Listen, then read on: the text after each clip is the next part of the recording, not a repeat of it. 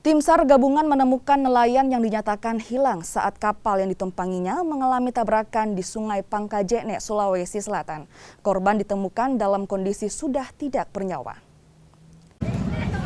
Sudah ditemukan. Korban ditemukan setelah tim SAR gabungan melakukan pencarian selama 1 hari.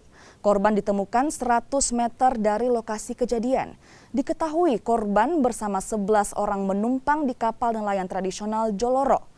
Saat akan sandar di dermaga Sungai Pangkajene, perahu korban terlibat tabrakan dengan sebuah kapal yang membawa penumpang 25 orang. Akibatnya kapal bersama 12 penumpang tenggelam, namun 11 korban lainnya ditemukan selamat. Kini jenazah korban dibawa ke rumah duka untuk disemayamkan. Itu 1 orang korban yang dicari dari 12 korban kemarin di perahu yang dimaksud. 12 orang korban terbalik atau tertabrak dengan longboat lain, dan 11 orang ditemukan, 1 orang yang dicari. Dan alhamdulillah yang dicari atas nama Alu ini umur 50 tahun. 2 hari kita cari dan hari ini kita temukan pada pukul 08.45 sekitar 100 meter dari LKK.